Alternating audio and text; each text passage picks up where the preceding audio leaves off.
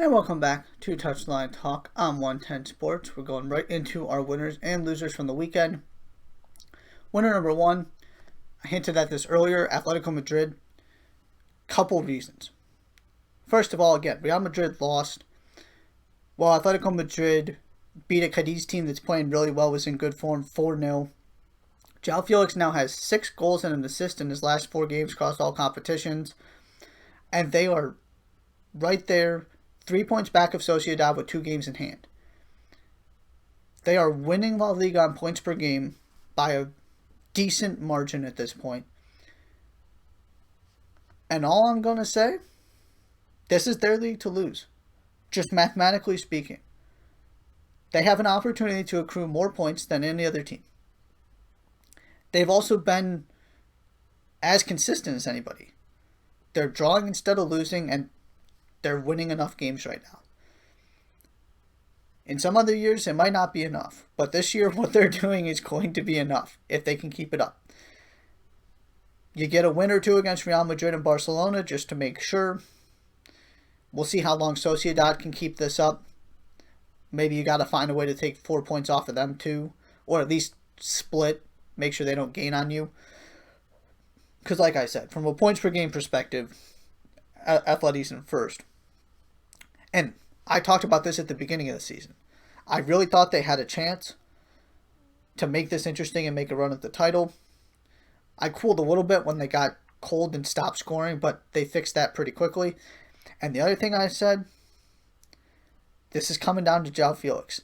If João Felix plays up to his potential and builds off of what he did last season and is even better, more consistent, more of a difference maker, they have a real chance to win this league. And that's what you're seeing. He is playing out of his mind right now. This is why they spent all that money to get him in what seemed to be a very unathletic move. It's working out, and they are in control of La Liga right now. There's a long way to go. You have situations like what happened against Bayern in the Champions League. It hasn't always been pretty in the Champions League, but they are taking care of business in La Liga. They have been as consistent as anybody so far. Once they make these games up, the table's going to look a little bit different because it's deceiving you right now just because they haven't played as many games as everybody else. But big time winners this week. I am really starting to get excited and to get on this Athletic hype train. Our first loser, Everton. It's gone downhill since the Merseyside derby. It's 3 straight losses. This is the first one to a team that you sort of look at and say, well, I could see that in Manchester United. Bruno Fernandes was phenomenal. James Rodriguez was, generally speaking, nowhere to be found. That was pretty much the difference in this game. And Everton also has a center back problem right now.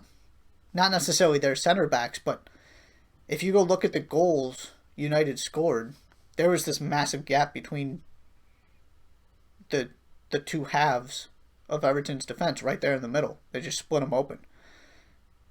There are some real concerns. This team, I've already said this, but this team is not dealing with losing any player. Whether it's Richarlison or Luca Digne, who was back in this game, it's just fallen apart really fast. I didn't think it would come to a crashing halt like this. But it's another reminder to not get too excited about teams based on 4 or 5 games. I'm still exactly where I was on United. It wasn't a particularly inspiring performance. They were good. Deserved the win. Bruno Fernandes was phenomenal, like I said. If Everton's going to turn this around, they got to find a way to get more out of James Rodriguez, and maybe getting Richarlison helps with that, getting him back in the fold after he's done with his suspension. But it is going very poorly right now for Everton, and with the way some of these teams are starting to play, those top 4 hopes are fading really quickly. The teams at the top are the teams that have been more consistent than everybody else. That's what's going to be the difference this year. It's Leicester, who, even without some key players, are putting in good performances pretty much week in and week out, aside from what happened against West Ham. Spurs, who hasn't always been pretty at times. Sometimes it has been exceptionally pretty. But they're finding ways to win, and of course they've got a boatload of talent. It's Liverpool overcoming all these injuries and just showing up every week, ready to fight, ready to scratch and claw. It's Southampton with what they're doing right now. Again, we'll see how long that lasts. I'm not declaring them the next spoiler, but you can't argue with what they've done so far and where they're sitting at the table right now. Consistency is going to win, and Everton has not found a way to be consistent. You got to find a way to take a bad game and turn it into a draw. You got to find a way to win a game you may not deserve, and they're in a bad spot right now. Somebody needed to come out of this game to stop with a win to stop the bleeding, and it was Manchester United who were able to do that, thanks in large part to the fact that their creative force was much, much better than Everton's. And that's a problem for a team that's so heavily reliant on James Rodriguez. Our next winner over in France, Marseille. Marseille just needed something good to happen after the way the Champions League is gone. They get a 1-0 win over Strasbourg, their third straight in Ligue 1, and are now only 1 point out of second place with a game in hand. This little run that Lille and Rennes were having is falling apart rather quickly here. Some draws, because again, I harped on this with Lille. Even when they weren't losing, they were drawing as much as they were winning, which kept them within striking distance of your Marseilles of the world, who now are picking up win after win. This league is wide open outside of PSG. Nobody's catching PSG. That's over. But all of a sudden, Marseille, despite everything that's gone wrong in the Champions League, are in a very good position to finish second, to cement themselves as that second team in France, make another run at the Champions League next season. They're just taking advantage of these slip-ups by everybody else. So I wanted to give them some credit. It has not gone to plan. It looked like for a minute there, when they came out of the gates and got that win over PSG, they might be able to make this interesting. Then they just kind of crashed. But pulled it back together domestically. Champions League is about over. And that could even be a blessing in disguise, because that allows them to focus exclusively on making sure they lock up a Champions League spot. And I'm ready to declare them the second best team in France again. That was Lille for me. And particularly after that incredibly impressive performance they had against AC Milan in the Europa League. But to me, it's kind of a toss-up now. I'm starting to lean toward Marseille, though. They're just more consistent, and they're finding ways to win instead of draw right now. That's all it takes. 3 wins in a row, a loss, couple draws from somebody else, and you're right there in the thick of things, fighting for those Champions League spots again. Loser number 2. Arsenal.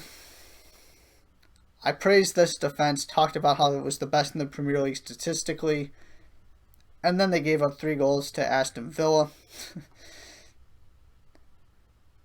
And this is the same story with Everton, sort of. To get into the top 4, you've got to be more consistent, and particularly coming off of that big win you have against Manchester United. That's part of the difference. It's, first of all, can Arsenal win those games? Then, can Arsenal find a way to go take care of business in the next game? It's wide open. There's absolutely a chance for them to finish in the top 4. But every time it looks like they're really, really, really turning the corner. Because I still contend they're going in the right direction under Mikel Arteta. This game doesn't change any of that for me. But every once in a while, they put a couple things together, whether it's an FA Cup or this kind of win over Manchester United, and you go, well, how good can they be? Can they get into the top 4? Can they contend for this wide open title? And then something like this happens. It's not as up and down as Manchester United. I continue to say they're on an upward trajectory. But there's just such a long way to go from where they were. And They haven't completed that journey. They're not particularly close to completing that journey.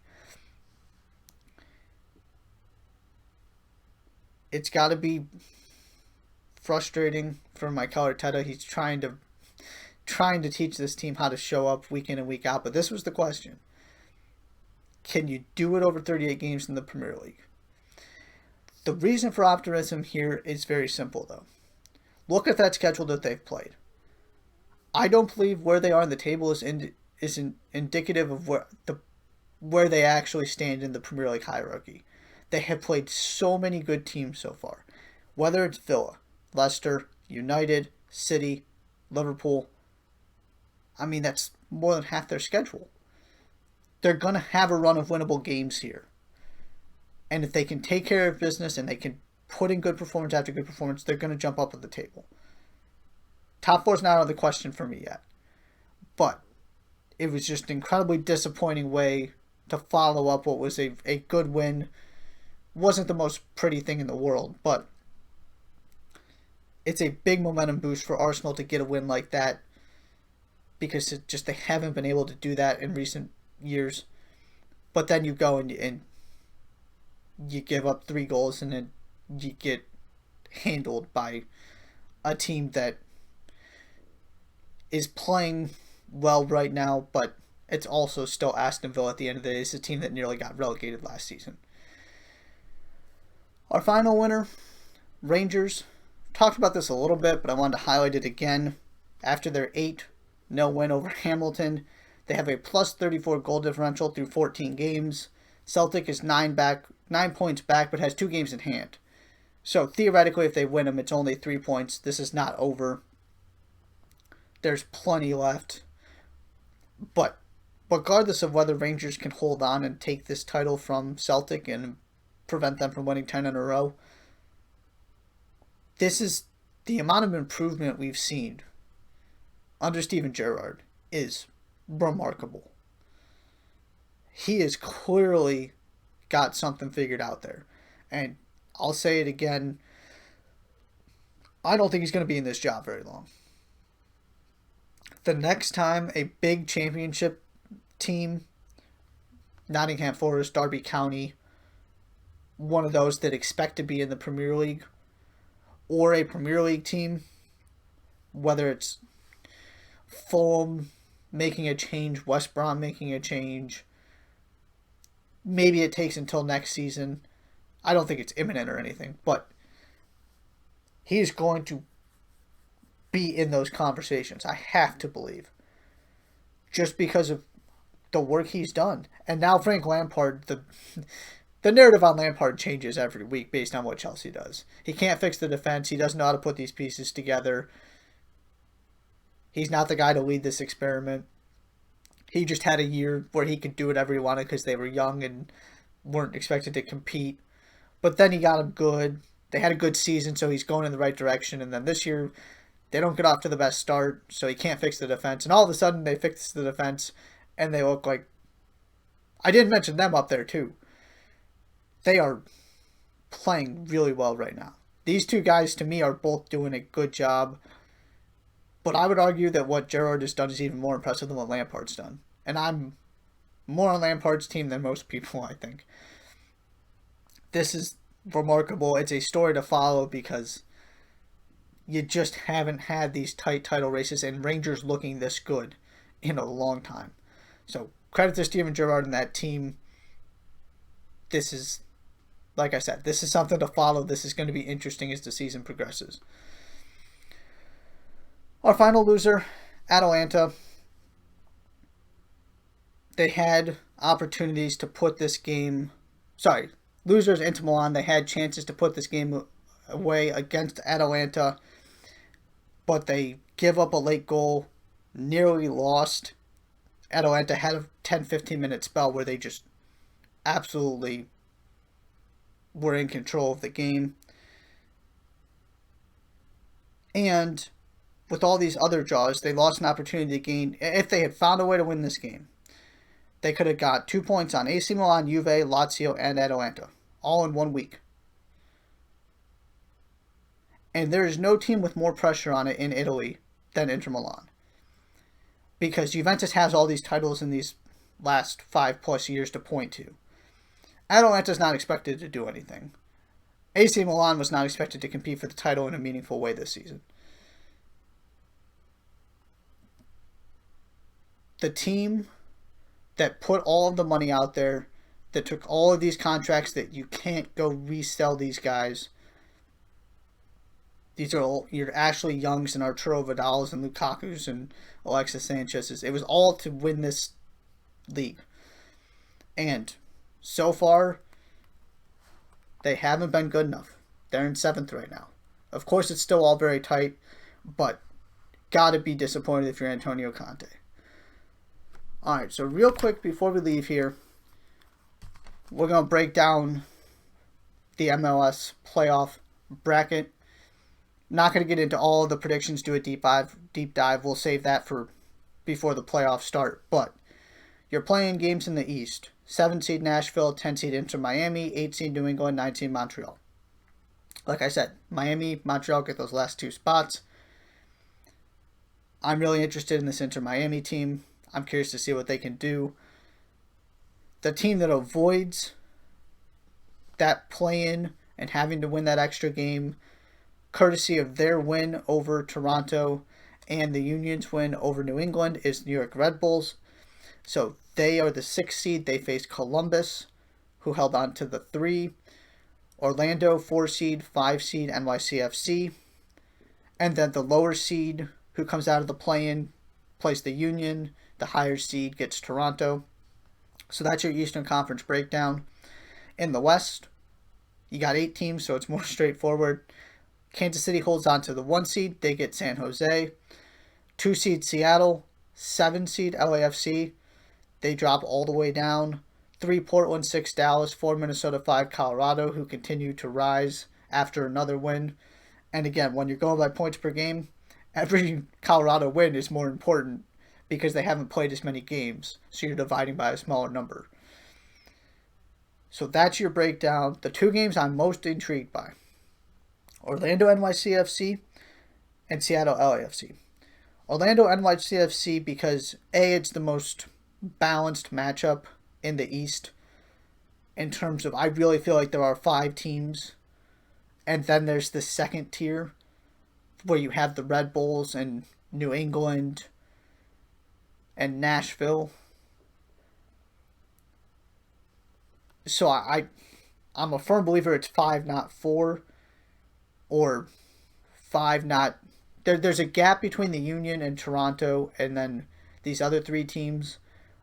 But I've said this on here before. I really like what I see from NYCFC right now. They are scoring a lot of goals, and there's no disputing the talent that team has. Wasn't always great in the regular season. They had some things going on. You lose Haber to injury, but the group they've got now, they're full of confidence. I don't think there's anything between them and Orlando, to be honest. So I'm really curious about that one. And then, of course, in the West, it's Seattle LAFC. Because of the success that Seattle has had against them, and how bad it's looked when LAFC had gotten the better of Seattle, and because of the firepower in this game. Vela, Rossi, Ladero, Ruidiaz, Morris. I mean, these are 2 loaded teams. However, the other interesting part of this is going to be to see who loses, if anybody's lost to international duty. We'll see how all that works out. But assuming we've got squads in there, full strength, to me that's the game of the first round. And also because LAFC have to find a way to get a trophy here soon. Yeah, they got a supporters shield. That, I guess that works, but they're not playing for supporters shield. So this would be an incredibly disappointing season all the way around. And I was really high on the momentum that they were building and the fact that they got some of these guys back. I thought that they were going to hold on to a top 4 spot, or at least not put themselves in a position where they have to play Seattle first. But that's where we are. I think that's going to be a phenomenal game. I'm saving my prediction and my full thoughts for later. Just wanted to run through what we've got. now that the playoff picture is set. Again, it's not starting until after the international break. So Thursday's show is going to be international focused. U.S. men's national team is finally back in action. We've got Euro playoff, final games, all of that good stuff. So that'll be Thursday.